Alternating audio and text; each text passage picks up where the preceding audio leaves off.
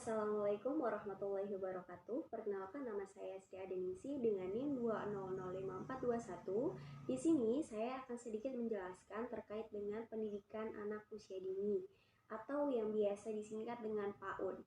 PAUD, apa sih PAUD itu? Nah, PAUD merupakan salah satu lembaga yang berperan penting bagi setiap individu. Mengapa demikian? Karena PAUD merupakan ilmu dasar anak dalam menuntut pendidikan ke jenjang selanjutnya. Yang dimana PAUD selain menanamkan ilmu-ilmu akademik dan ilmu-ilmu religius lainnya, PAUD juga sebagai awal dari membentuk karakter dari setiap individunya. Karena pendidikan harus ditanamkan dari sejak dini mungkin, yang dimana PAUD sangat berguna bagi setiap individu yang dapat dikatakan sebagai bekal dalam kehidupan kedepannya.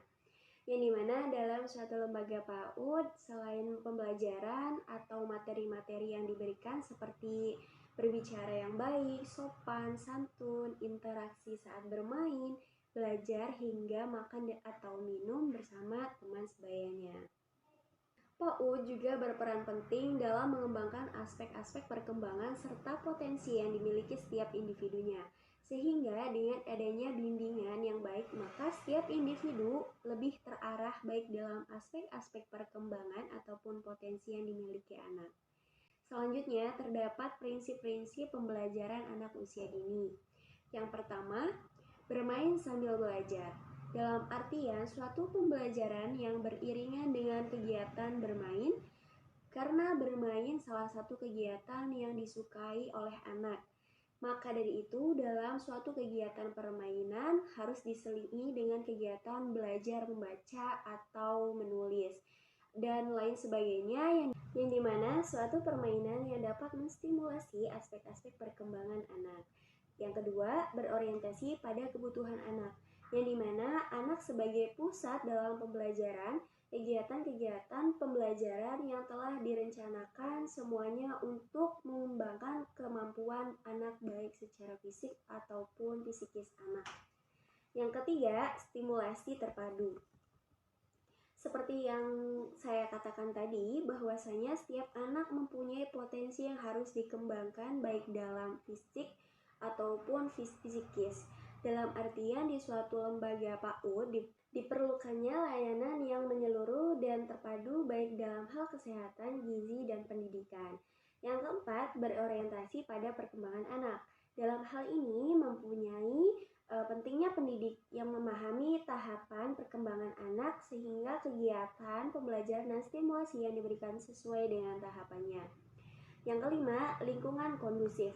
Lingkungan yang baik akan berpengaruh pada fisik dan psikis anak. Dalam artian, ketika lingkungan sekitar dijaga dengan baik, maka kesehatan dari peserta didik pun terjaga dan lingkungan yang menyenangkan sehingga membuat anak lebih semangat dalam belajar dan membawa kenyamanan. Yang keenam, menggunakan pendekatan tematik. Dengan menggunakan pendekatan tematik ini, maka peserta didik dapat lebih mengenal diri sendiri, keluarga, dan lingkungan. Yang dimana terdapat beberapa tema dalam pendidikan anak usia dini seperti diriku, lingkunganku, keluargaku, binatang, tanaman, kendaraan, alam semesta, dan lain sebagainya. Yang ketujuh, pembelajaran aktif, kreatif, efektif, dan menyenangkan atau biasa disingkat dengan PAKEM. Dengan proses pembelajaran yang aktif, kreatif, efektif, dan menyenangkan akan meningkatkan semangat dan motivasi peserta didik dalam kegiatan pembelajaran melalui kegiatan-kegiatan pembelajaran yang membangkitkan rasa ingin tahu anak dan menemukan hal-hal yang baru. Dan yang kedelapan yaitu menggunakan berbagai media dan sumber media pembelajaran. Dalam hal ini, biasa meyakini bahwa anak belajar banyak dari media dan alat yang digunakan saat bermain. Maka dari itu, pembelajaran yang menggunakan suatu media lebih menarik dan menyenangkan. Untuk media atau alat pembelajaran bukan hanya dari produk pabrikan, melainkan dari bahan-bahan alami juga bisa, seperti dari daun, tanah, tanaman, dan lain sebagainya. Selanjutnya, apa sih yang harus dipersiapkan pendidik dan orang tua agar anak siap masuk SD? Nah, dalam hal ini yang harus dilakukan baik pendidik ataupun orang tua agar anak siap masuk ke jenjang selanjutnya yaitu sekolah dasar.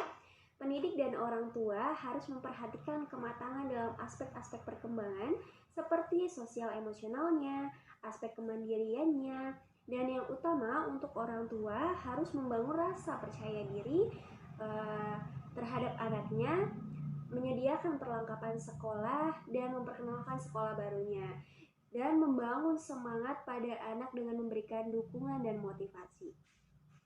Lalu, bagaimana sih tanggapan saya terkait dengan anak yang masuk sekolah dasar atau sekolah SD harus melalui tes terlebih dahulu? Nah, menurut saya, ada baiknya bahwa setiap anak yang ingin melanjutkan ke jenjang selanjutnya, yaitu sekolah dasar atau SD, tidak perlu dilakukan tes. Seperti yang dikatakan oleh Direktur Pembinaan Sekolah Dasar Direktorat Jenderal Dikdasmen Kemendikbud, Bapak Hamim, bahwasanya beliau berkata tidak ada tes untuk anak masuk sekolah dasar negeri.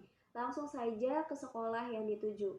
Beliau berkata seperti itu, dan diutamakan sudah memenuhi batas usia anak untuk masuk SD yaitu 7 tahun. Karena pada dasarnya anak dengan usia tersebut dapat dikatakan sudah mulai paham dan matang dalam aspek-aspek perkembangan, baik secara mental, fisik, dan psikisnya. Sekian yang dapat saya sampaikan, kurang lebihnya mohon maaf. Wassalamualaikum warahmatullahi wabarakatuh.